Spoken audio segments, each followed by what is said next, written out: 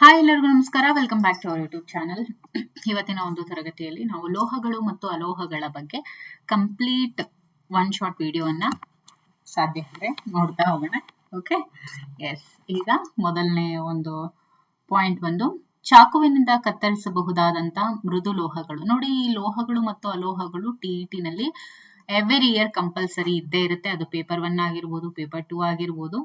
ಇದ್ರ ಮೇಲೆ ಏನಿಲ್ಲ ಅಂದ್ರೂ ನಿಮಗೆ ಪ್ರೀವಿಯಸ್ ಇಯರ್ ಕ್ವೆಶನ್ ಪೇಪರ್ಸ್ ನ ನೀವು ಒಂದ್ಸತಿ ನೋಡಿದ್ರೆ ನಿಮಗೆ ಗೊತ್ತಾಗುತ್ತೆ. ಕನಿಷ್ಠ 2ರಿಂದ 3 ಪ್ರಶ್ನೆಗಳು ಕಂಪಲ್ಸರಿ ಇದ್ದೇ ಇರುತ್ತೆ. Okay, so don't miss. ಚಾಕುವಿನಿಂದ ಕತ್ತರಿಸಬಹುದಾದಂತ ಮೃದು ಲೋಹಗಳು ಬಂದು lithium, sodium, potassium. Okay, sodium ಗೊತ್ತಿತ್ತು, ಪೊಟ್ಯಾಷಿಯಂ ಗೊತ್ತಿತ್ತು, ಈಗ ಲಿಥಿಯಂ. ಓಕೆ, ಅತಿ ಹೆಚ್ಚಿನ ಕುಟ್ಯ ಗುಣ ಹೊಂದಿರುವಂತಹ ಲೋಹಗಳು ಯಾವುವು? ದಟ್ ಇಸ್ ಚಿನ್ನ ಮತ್ತು ಬೆಳ್ಳಿ. ಅತಿ ಹೆಚ್ಚಿನ ತನ್ಯತೆ ಹೊಂದಿರುವಂತಹ ಲೋಹ ಬಂದು ಅದು ಚಿನ್ನ ಮಾತ್ರ. ಲೋಹಗಳಿಗೆ ವಿಭಿನ್ನ ಆಕಾರ ಕೊಡಬಹುದು. ಯಾಕೆ? ನಾವು ಈ ಚಿನ್ನ ಆಗಿರ್ಬೋದು, ಬೆಳ್ಳಿ ಆಗಿರ್ಬೋದು ಕಸ್ಟಮೈಸ್ ಮಾಡಿಸ್ಕೋತೀವಿ, ನಮ್ಗೆ ಇದೇ ತರ ಡಿಸೈನ್ ಬೇಕು ಅಂತ, ಹೌದಲ್ವಾ? ಸೊ ಈ ರೀತಿ ಒಂದು ವಿಭಿನ್ನವಾದ ಆಕಾರವನ್ನ ಕೊಡೋದಕ್ಕೆ ಕಾರಣ ಏನು ಅಂತ ಅಂದ್ರೆ ಅವುಗಳಲ್ಲಿ ಇರುವಂತಹ ಕುಟ್ಯತೆ ಮತ್ತು ತನ್ಯತೆ ಗುಣಗಳಿಂದಾಗಿ. ಅದನ್ನ ಇಂಗ್ಲಿಷ್ ಅಲ್ಲಿ ಮಲೇಬಿಲಿಟಿ ಅಂಡ್ ಡಕ್ಟಿಲಿಟಿ ಅಂತ ಹೇಳ್ತೀವಿ. ಲೋಹಗಳನ್ನು ಅಡುಗೆ ಪಾತ್ರೆಗಳನ್ನು ತಯಾರಿಸಲು ಬಳಸ್ತಾರೆ. ಯಾಕೆ ಅಂದ್ರೆ ಮೆಟಲ್ಸ್ ಅನ್ನ ಅಡುಗೆ ಪಾತ್ರೆಗಳನ್ನ ತಯಾರಿಸೋದಕ್ಕೆ ಬಳಸ್ತಾರೆ. ಕಾರಣ ಏನು? ಯಾಕೆ ಅಂದ್ರೆ ಇವು ಉಷ್ಣವಾಹಕಗಳು ಮತ್ತು ಹೆಚ್ಚಿನ ದ್ರವನ ಬಿಂದುವನ್ನ ಇವು ಹೊಂದಿರ್ತವೆ, ಅದಕ್ಕೋಸ್ಕರ. ಓಕೆ, ಉಷ್ಣದ ಉತ್ತಮ ವಾಹಕಗಳಿಗೆ ಉದಾಹರಣೆ ಕೊಡಿ. ದಟ್ ಇಸ್ ಬೆಳ್ಳಿ ಮತ್ತು ತಾಮ್ರ. ಇನ್ನು ಉಷ್ಣದ ದುರ್ಬಲ ವಾಹಕ ಲೋಹಗಳು ಬಂದ್ಬಿಟ್ಟು ಸೀಸ ಮತ್ತು ಪಾದರಸ. ಓಕೆ, ಉಷ್ಣದ ದುರ್ಬಲ ವಾಹಕ ಲೋಹಗಳು ಬಂದು ಸೀಸ ಮತ್ತು ಪಾದರಸ. ಲೋಹದ ತಂತಿಗಳನ್ನ ವಿದ್ಯುತ್ ಪ್ರಸರಣ ಮಾರ್ಗಗಳಲ್ಲಿ ಬಳಸ್ತಾರೆ. ಯಾಕೆ? ಲೋಹದ ತಂತಿಗಳನ್ನ ವಿದ್ಯುತ್ ಪ್ರಸರಣ ಮಾರ್ಗಗಳಲ್ಲಿ ಬಳಸ್ತಾರೆ. ಕಾರಣ ಏನು? ಯಾಕೆ ಅಂದ್ರೆ ಅವು ಉತ್ತಮ ವಿದ್ಯುತ್ ವಾಹಕಗಳಾಗಿರ್ತವೆ, ಅದಕ್ಕೋಸ್ಕರ. ವಿದ್ಯುತ್ ತಂತಿಗಳ ಮೇಲೆ PVC ಅಥವಾ ರಬ್ಬರ್ ಹೊದಿಕೆ ಇರುತ್ತೆ, ಹೌದಲ್ವಾ? ಕಾರಣ ಏನು? ಯಾಕೆ ಅಂದ್ರೆ ಅವು ನಮ್ಮನ್ನ ವಿದ್ಯುತ್ ಆಘಾತಗಳಿಂದ ರಕ್ಷಿಸ್ತವೆ, ಅದಕ್ಕೋಸ್ಕರ. ಇನ್ನು ಕಡಿಮೆ ಕರಗುವ ಬಿಂದುಗಳನ್ನ ಹೊಂದಿರುವಂತಹ ಲೋಹಗಳು. ಅಂದ್ರೆ ಕಡಿಮೆ ಕರಗುವ ಬಿಂದು ಅಂತ ಹೇಳಿದ್ರೆ ಜಸ್ಟ್ ನಮ್ಮ ಕೈ ಮೇಲೆ ಇಟ್ಕೊಂಡ್ರೆ ಸಾಕು, ಅವು ಕರಗ್ತವೆ. ಅಂಥವು ಯಾವ್ಯಾವು? ದಟ್ ಈಸ್ ಗ್ಯಾಲಿಯಂ ಮತ್ತು ಸೀಸಿಯಂ. ಓಕೆ, ಯಾವುದು? ಗ್ಯಾಲಿಯಂ ಮತ್ತೆ ಸೀಸಿಯಂ. ಇನ್ನು ಕೊಠಡಿಯ ತಾಪಮಾನದಲ್ಲಿ ದ್ರವ ಸ್ಥಿತಿಯಲ್ಲಿ ಇರುವಂತಹ ಲೋಹ ಯಾವುದು? ಕೊಠಡಿಯ ತಾಪಮಾನದಲ್ಲಿ ದ್ರವ ಸ್ಥಿತಿಯಲ್ಲಿ ಇರುವಂತಹ ಮೆಟಲ್ ಬಂದು ದಟ್ ಇಸ್ ಮರ್ಕ್ಯುರಿ, ಪಾದರಸ. ದ್ರವರೂಪದ ಅಲೋಹ ಯಾವುದು? ಬ್ರೋಮಿನ್. ದ್ರವರೂಪದ ಅಲೋಹ ಬಂದ್ಬಿಟ್ಟು ಲಿಕ್ವಿಡ್ ನಾನ್ ಮೆಟಲ್ ಅಂತ ಹೇಳ್ತೀವಿ, ದಟ್ ಇಸ್ ಬ್ರೋಮಿನ್. ಹೊಳೆಯುವ ಅಲೋಹಗಳು ಯಾವುವು? ಅಯೋಡಿನ್, ವಜ್ರ, ಆಮೇಲೆ ಗ್ರಾಫೈಟ್. ಈ ಮೂರು ಕೂಡ ಹೊಳೆಯುವಂತಹ ನಾನ್ ಮೆಟಲ್ಸ್ ಇವು. ಅಯೋಡಿನ್, ವಜ್ರ ಅಂದ್ರೆ ಡೈಮಂಡ್, ಗ್ರಾಫೈಟ್ ಇವೆಲ್ಲ ಏನು ಅಲೋಹಗಳು, ಬಟ್ ತುಂಬಾನೇ ಹೊಳಿತವೆ. ಅತ್ಯಂತ ಕಠಿಣವಾದ ನೈಸರ್ಗಿಕ ವಸ್ತು ಅಥವಾ ಅತಿ ಹೆಚ್ಚಿನ ಕರಗುವ ಬಿಂದು ಮತ್ತು ಕುದಿಯುವ ಬಿಂದನ್ನ ಹೊಂದಿರುವಂತಹ ನೈಸರ್ಗಿಕ ವಸ್ತು ಯಾವುದು? ದಟ್ ಇಸ್ ವಜ್ರ. ಇನ್ನು ವಿದ್ಯುತ್ ವಾಹಕ ಅಲೋಹ ಯಾವುದು? That is graphite. ಆಮ್ಲೀಯ ಆಕ್ಸೈಡ್ಗಳು ಹೇಗೆ ಉಂಟಾಗ್ತವೆ?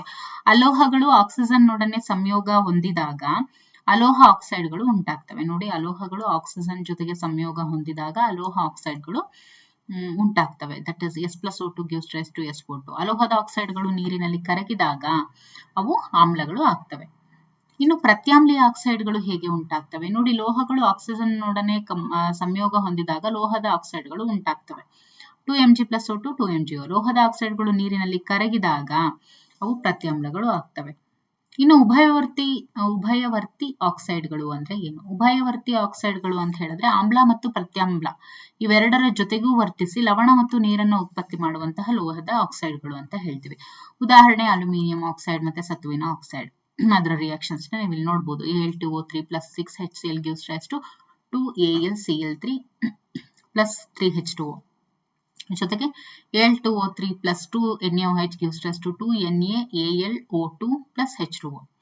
ಸೋಡಿಯಂ ಮತ್ತು ಪೊಟ್ಯಾಷಿಯಂಗಳನ್ನ ಸೀಮೆ ಎಣ್ಣೆಯಲ್ಲಿ ಸಂಗ್ರಹಿಸಿ ಇಡ್ತಾರೆ. ಯಾಕೆ ಅಂದ್ರೆ ಅವು ಗಾಳಿಗೆ ತೆರೆದಿಟ್ಟಾಗ ವೇಗವಾಗಿ ಅಂದ್ರೆ ಅಟ್ಮಾಸ್ಫಿಯರ್ ಅಲ್ಲಿ ಅವು ಬೇಗ ರಿಯಾಕ್ಟ್ ಆಗಿ ಬೆಂಕಿ ಹತ್ಕೊಳ್ತವೆ, ಅದಕ್ಕೋಸ್ಕರ. ಆಕ್ಸಿಜನ್ ಜೊತೆ ವರ್ತಿಸದ ಲೋಹಗಳು ಯಾವುದು ಅಂತ ಹೇಳಿದ್ರೆ ಚಿನ್ನ ಮತ್ತು ಬೆಳ್ಳಿ. ನೀರಿನ ಜೊತೆ ವರ್ತಿಸದ ಲೋಹಗಳು ಬಂದು ಅದು ಕೂಡ ಚಿನ್ನ, ಬೆಳ್ಳಿ, ಅದರ ಜೊತೆಗೆ ತಾಮ್ರ ಮತ್ತು ಸೀಸ. ಅಯಾನಿಕ ಸಂಯುಕ್ತಗಳ ಗುಣಲಕ್ಷಣಗಳನ್ನ ತಿಳಿಸಿ, ಅಯಾನಿಕ ಸಂಯುಕ್ತಗಳ ಗುಣಲಕ್ಷಣಗಳಿಗೆ ಕಾರಣವನ್ನ ಕೊಡಿ ಅಂತ ಇದೆ. ಅಯಾನಿಕ ಸಂಯುಕ್ತಗಳು ಕಠಿಣವಾಗಿರ್ತವೆ. ಓಕೆ, ಜೊತೆಗೆ ಧನ ಮತ್ತು ಋಣ ಅಯಾನುಗಳ ನಡುವಿನ ಪ್ರಬಲ ಆಕರ್ಷಣೆ ಬಲದಿಂದ ಅವು ತುಂಬಾ ಕಠಿಣ ಆಗಿರ್ತವೆ. ಆಮೇಲೆ ಅಯಾನಿಕ ಸಂಯುಕ್ತಗಳು ಹೆಚ್ಚಿನ ಕರಗುವ ಬಿಂದು ಮತ್ತೆ ಕುದಿಯುವ ಬಿಂದುಗಳನ್ನ ಹೊಂದಿರ್ತವೆ. This is very important. ಹರಳಿನಲ್ಲಿ ಇರುವಂತಹ ಅಯಾನ್ಗಳ ನಡುವೆ ಪ್ರಬಲ ಅಯಾನಿಕ್ ಬಂಧವನ್ನ ಒಡೆಯೋದಕ್ಕೆ ಹೆಚ್ಚಿನ ಶಕ್ತಿ ಬೇಕಾಗುತ್ತೆ ಇಲ್ಲಿ. ಆಮೇಲೆ ಅಯಾನಿಕ ಸಂಯುಕ್ತಗಳು ನೀರಿನಲ್ಲಿ ವಿಲೀನವಾಗ್ತವೆ, ಆದ್ರೆ ಸಾವಯವ ದ್ರಾವಕಗಳಲ್ಲಿ ವಿಲೀನ ಆಗೋದಿಲ್ಲ. ಅಯಾನಿಕ ಸಂಯುಕ್ತಗಳು ನೀರಿನಲ್ಲಿ ವಿಲೀನವಾದಾಗ ಅವುಗಳ ಧನ ಮತ್ತು ಋಣ ಅಯಾನುಗಳ ಸುತ್ತಲೂ ಕೂಡ ನೀರಿನ ಅಣುಗಳ ಹೊರಮಸುಕು ಏರ್ಪಡುತ್ತೆ. ಆಗ ಏನಾಗುತ್ತೆ, ಅಯಾನುಗಳ ನಡುವಿನ ಆಕರ್ಷಣಾ ಬಲ ಕಡಿಮೆ ಆಗಿ ಅವು ದ್ರಾವಣದ ತುಂಬಾ ಹರಡುತ್ತವೆ. ಇನ್ನು ಅಯಾನಿಕ ಸಂಯುಕ್ತಗಳು ಘನ ಸ್ಥಿತಿಯಲ್ಲಿ ವಿದ್ಯುತ್ ಹರಿಯಲು ಬಿಡೋದಿಲ್ಲ. ಓಕೆ, ನೋಡಿ, ಅಯಾನಿಕ ಸಂಯುಕ್ತಗಳು ಏನಿರ್ತವೆ ಇವು ಸಾಲಿಡ್ ಸ್ಟೇಟ್ ಅಲ್ಲಿ ಇದ್ದಾಗ ವಿದ್ಯುತ್ ಅನ್ನ ಹರಿಯೋದಕ್ಕೆ ಬಿಡೋದಿಲ್ಲ. ಯಾಕೆ ಅಂದ್ರೆ ಘನ ಸ್ಥಿತಿಯಲ್ಲಿ ಅಯಾನ್ಗಳದ್ದು ಚಲಿಸೋದಕ್ಕೆ ಅಂದ್ರೆ ಅವು ಈಸಿಯಾಗಿ ಚಲಿಸೋದಕ್ಕೆ ಆಗಲ್ಲ, ಅದಕ್ಕೋಸ್ಕರ.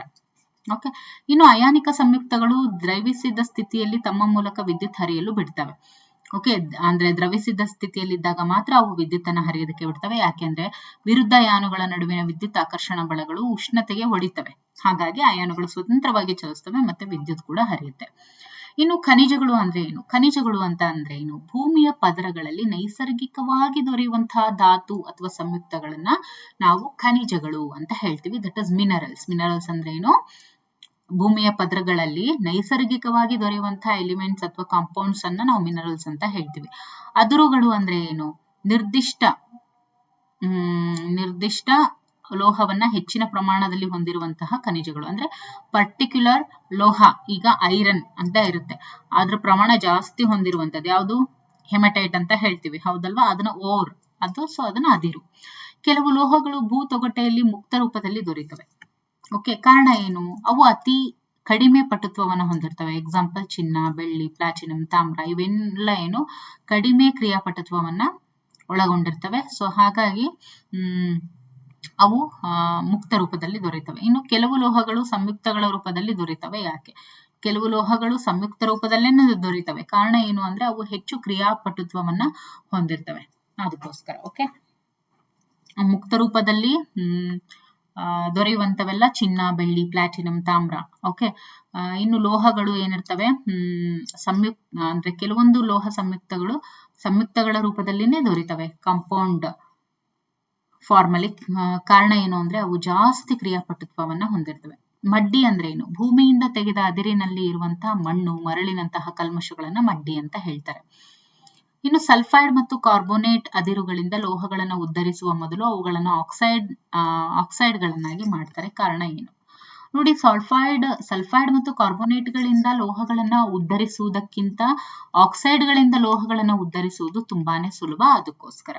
ಓಕೆ, ಇನ್ನು ಕಾಸುವಿಕೆ ಮತ್ತು ಹರಿಯುವಿಕೆಗಳಿಗೆ ಇರುವಂತಹ ವ್ಯತ್ಯಾಸಗಳು ಏನು? ಕಾಸುವಿಕೆ ಅಂದ್ರೆ ಏನು? ಹುರಿಯುವಿಕೆ ಅಂದ್ರೆ ಏನು?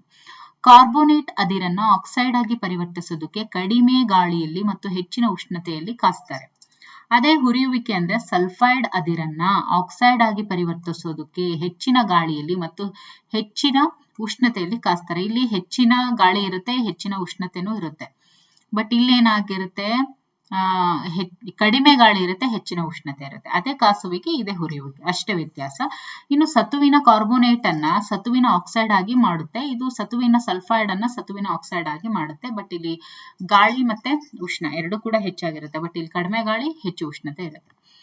ಲೋಹದ ಆಕ್ಸೈಡ್ಗಳನ್ನ ಉದ್ಧರಿಸಲು ಬಳಸುವಂತಹ ಅಪಕರ್ಷಣಕಾರಿ ಯಾವುದು? ಲೋಹದ ಆಕ್ಸೈಡ್ಗಳನ್ನ ಉದ್ಧರಿಸಲು ಬಳಸುವಂತಹ ಅಪಕರ್ಷಣಕಾರಿ ಯಾವುದು ಅಂತ ಹೇಳಿದ್ರೆ ದಟ್ ಇಸ್ ಕಾರ್ಬನ್. ಅದನ್ನ ಕೋಕ್ ಅಂತ ಕೂಡ ಕರೀತಾರೆ. ಇನ್ನು ಮಧ್ಯಮ ಕ್ರಿಯಾಶೀಲ ಲೋಹದ ಆಕ್ಸೈಡ್ಗಳನ್ನ ಉದ್ಧರಿಸಲು ಸೋಡಿಯಂ, ಕ್ಯಾಲ್ಸಿಯಂ, ಅಲ್ಯೂಮಿನಿಯಂ ನಂತಹ ಹೆಚ್ಚು ಕ್ರಿಯಾಪಟುತ್ವ ಹೊಂದಿದ ಲೋಹಗಳನ್ನ ಅಪಕರ್ಷಣಕಾರಿಯಾಗಿ ಬಳಸ್ತಾರೆ. ಕಾರಣ ಏನು ಅಂದ್ರೆ ಇವು ಕಡಿಮೆ ಕ್ರಿಯಾಪಟುತ್ವ ಹೊಂದಿದ ಲೋಹಗಳನ್ನ ಇವುಗಳ ಸಂಯುಕ್ತಗಳಿಂದ ಸ್ಥಾನಪಲ್ಲಟಗೊಳಿಸ್ತವೆ, ಅದಕ್ಕೋಸ್ಕರ. ಓಕೆ, ಇನ್ನು ಥರ್ಮೈಟ್ ಕ್ರಿಯೆ ಅಂದ್ರೆ ಏನು? ಈ ಕ್ರಿಯೆಯ ಉಪಯೋಗಗಳನ್ನ ತಿಳಿಸಿ. ಥರ್ಮೈಟ್ ಕ್ರಿಯೆ ಅಂತ ಹೇಳಿದ್ರೆ ಮಧ್ಯಮ ಕ್ರಿಯಾಶೀಲ ಧಾತುಗಳನ್ನ ಅವುಗಳ ಸಂಯುಕ್ತಗಳಿಂದ ಹೆಚ್ಚು ಕ್ರಿಯಾಶೀಲ ಧಾತುಗಳನ್ನ ಬಳಸಿ ಸ್ಥಾನಪಲ್ಲಟಗೊಳಿಸಿದಾಗ ನಡೆಯುವಂತಹ ಕ್ರಿಯೆಗಳು ತುಂಬಾನೇ ಬಹಿರುಷ್ಣಕವಾಗಿರ್ತವೆ. ಅಂದ್ರೆ ಏನು, ಎಕ್ಸೋಥರ್ಮಿಕ್ ಪ್ರೋಸೆಸ್ ಆಗಿರ್ತವೆ. ಸೊ ಉತ್ಪತ್ತಿ ಆಗುವಂತಹ ಲೋಹಗಳು ದ್ರವಿಸಿದ ಸ್ಥಿತಿಯಲ್ಲಿ ಇರ್ತವೆ. ಈ ಕ್ರಿಯೆಯನ್ನ ನಾವು ಥರ್ಮೈಟ್ ಕ್ರಿಯೆ ಅಂತ ಹೇಳ್ತೀವಿ. ಇದರಿಂದ ಉಪಯೋಗ ಏನು? ಈ ಥರ್ಮೈಟ್ ಪ್ರೋಸೆಸ್ ಇಂದ ಉಪಯೋಗ ಏನು ಅಂದ್ರೆ ರೈಲ್ವೆ ಹಳಿಗಳ ಜೋಡಣೆ ಮಾಡೋದಾಗಿರ್ಬೋದು, ಮುರಿದ ಯಂತ್ರ ಭಾಗಗಳ ಜೋಡಣೆ ಆಗಿರ್ಬೋದು, ಅದಕ್ಕೆಲ್ಲ ಈ ಥರ್ಮೈಟ್ ಪ್ರೋಸೆಸ್ ಅನ್ನೇ ಉಪಯೋಗಿಸ್ತಾರೆ. ಓಕೆ, ಇನ್ನು ಕ್ರಿಯಾಶೀಲತೆ ಸರಣಿಯ ಮೇಲ್ಭಾಗದಲ್ಲಿರುವಂತಹ ಲೋಹಗಳನ್ನ ಕಾರ್ಬನ್ ನೊಂದಿಗೆ ಅಪಕರ್ಷಿಸುವುದರಿಂದ ಪಡೆಯೋದಕ್ಕೆ ಸಾಧ್ಯವಿಲ್ಲ. ಯಾಕೆ ನೋಡಿ, ಕ್ರಿಯಾಶೀಲತೆ ಸರಣಿಯ ಮೇಲ್ಭಾಗದಲ್ಲಿರುವಂತಹ ಲೋಹಗಳನ್ನ ಕಾರ್ಬನ್ ನೊಂದಿಗೆ ಅಪಕರ್ಷಿಸೋದ್ರಿಂದ ಪಡೆಯಲು ಸಾಧ್ಯವಿಲ್ಲ. ಕಾರಣ ಏನು ಅಂದ್ರೆ ಈ ಲೋಹಗಳು ಕಾರ್ಬನ್ ಗಿಂತ ಆಕ್ಸಿಜನ್ ಕಡೆಗೆ ಹೆಚ್ಚು ಆಕರ್ಷಣೆ ಹೊಂದಿರ್ತವೆ. ಇವೆಲ್ಲವೂ ಕೂಡ ಕಾರ್ಬನ್ ಗಿಂತ ಆಕ್ಸಿಜನ್ ಕಡೆಗೆ ಹೆಚ್ಚು ಆಕರ್ಷಣೆ ಹೊಂದಿರ್ತವೆ. ಅದಕ್ಕೆ ಇನ್ನು ವಿದ್ಯುತ್ ವಿಭಜನೀಯ ಶುದ್ಧೀಕರಣ ವಿಧಾನದಿಂದ ಶುದ್ಧೀಕರಿಸುವ ಲೋಹಗಳಿಗೆ ಉದಾಹರಣೆ ಕೊಡಿ. ತಾಮ್ರ, ಸತು, ತವರ, ನಿಕ್ಕಲ್, ಬೆಳ್ಳಿ, ಚಿನ್ನ ಇವೆಲ್ಲವೂ ಏನಿದಾವಲ್ವಾ, ಇವೆಲ್ಲವೂ ಕೂಡ ವಿದ್ಯುತ್ ವಿಭಜನೀಯ ಶುದ್ಧೀಕರಣ ವಿಧಾನದಿಂದನೇ ಇವನ್ನ ಶುದ್ಧೀಕರಿಸುವಂತದ್ದು. ಓಕೆ, ತಾಮ್ರ, ಸತು, ಚಿನ್ನ, ಬೆಳ್ಳಿ, ನಿಕ್ಕಲ್, ತವರ ಇವೆಲ್ಲ ಏನು ವಿದ್ಯುತ್ ವಿಭಜನೀಯ ಶುದ್ಧೀಕರಣದ ವಿಧಾನದಿಂದನೇ ಇವುಗಳನ್ನ ಶುದ್ಧಗೊಳಿಸ್ತಾರೆ. ಬೆಳ್ಳಿಯ ಪಾತ್ರೆಗಳು ಗಾಳಿಗೆ ತೆರೆದಿಟ್ಟ ಸ್ವಲ್ಪ ಕಾಲದ ನಂತರ ಕಪ್ಪಾಗ್ತವೆ. ಯಾಕೆ? ಬೆಳ್ಳಿ ಗಾಳಿಯಲ್ಲಿ ಇರುವಂತ ಸಲ್ಫರ್ನ ಜೊತೆ ಅದು ವರ್ತಿಸುತ್ತೆ. ಗಾಳಿಯಲ್ಲಿ ಸಲ್ಫರ್ ಇರುತ್ತಲ್ವಾ, ಅದ್ರ ಜೊತೆಗೆ ಅದು ರಿಯಾಕ್ಟ್ ಮಾಡಿ ಬೆಳ್ಳಿಯ ಸಲ್ಫೈಡ್ ಪದರವನ್ನ ಉಂಟು ಮಾಡುತ್ತೆ. ಇನ್ನು ತಾಮ್ರವು ಗಾಳಿಯೊಂದಿಗೆ ವರ್ತಿಸಿ ಹಸಿರು ಪದರವನ್ನ ಅದು ಪಡೆದುಕೊಳ್ಳುತ್ತೆ. ಯಾಕೆ? ತಾಮ್ರವು ಗಾಳಿಯಲ್ಲಿರುವಂತಹ ತೇವಪೂರಿತ ಕಾರ್ಬನ್ ಡೈಆಕ್ಸೈಡ್ ಜೊತೆ ವರ್ತಿಸಿ ತಾಮ್ರದ ಕಾರ್ಬೋನೇಟ್ನ ಹಸಿರು ಪದರವನ್ನ ಪಡೆದುಕೊಳ್ಳುತ್ತೆ. ಅಂದ್ರೇನು? ತಾಮ್ರದ ಕಾರ್ಬೋನೇಟ್ ಅಂದ್ರೇನು? ಕಾಪರ್ ಓಕೆ, ಅದನ್ನ ನಾವೇನಂತ ಹೇಳ್ತೀವಿ? ಹಸಿರು ಪದರ ಆಗಿರುತ್ತೆ ಅದು. ಓಕೆ, ತಾಮ್ರದ ಕಾರ್ಬೋನೇಟ್ ಅಂದ್ರೆ ಇವೆರಡರಲ್ಲಿ ಏನ್ ಅರ್ಥ ಮಾಡ್ಕೋಬೇಕು? ಬೆಳ್ಳಿ ಗಾಳಿಯಲ್ಲಿ ಇಟ್ಟಾಗ ಅದು ಗಾಳಿಯಲ್ಲಿ ಇರುವಂತ ಸಲ್ಫರ್ ಜೊತೆ ವರ್ತಿಸುತ್ತೆ. ಸೊ ದಟ್ ಅದು ಬೆಳ್ಳಿಯ ಸಲ್ಫೈಡ್ ಪದರವನ್ನ ಉಂಟು ಮಾಡುತ್ತೆ. ಅದು ಬ್ಲಾಕ್ ಕಲರ್ ಇರುತ್ತೆ. ಇನ್ನು ತಾಮ್ರ ಏನಿರುತ್ತೆ, ಅದು ಗಾಳಿಯಲ್ಲಿ ಇರುವಂತ ತೇವಾಂಶ ಪೂರಿತ ಕಾರ್ಬನ್ ಡೈಆಕ್ಸೈಡ್ ಜೊತೆ ವರ್ತಿಸುತ್ತೆ. ತಾಮ್ರದ ಕಾರ್ಬೋನೇಟ್ ಹಸಿರು ಪದರವನ್ನ ಹೊಂದಿರುತ್ತೆ. ಸೊ ಅದನ್ನ ಇದು ಪಡ್ಕೊಳ್ಳುತ್ತೆ. ಇನ್ನು ಕಬ್ಬಿಣ ತುಕ್ಕು ಹಿಡಿಯುತ್ತೆ. ಯಾಕೆ? ಕಬ್ಬಿಣ ತುಕ್ಕು ಹಿಡಿಯೋದು ಯಾವಾಗ ಅಂದ್ರೆ ತೇವಪೂರಿತ ಗಾಳಿಗೆ ಅದು ದೀರ್ಘಕಾಲ ತೆರೆದಿಟ್ಟಾಗ ಅದು ಆಕ್ಸಿಜನ್ ಜೊತೆಗೆ ವರ್ತಿಸಿ ಕಬ್ಬಿಣದ ಜಲೀಯ ಆಕ್ಸೈಡ್ ಉಂಟಾಗೋದ್ರಿಂದ ಕಬ್ಬಿಣ ತುಕ್ಕು ಹಿಡಿಯುತ್ತೆ. ಓಕೆ,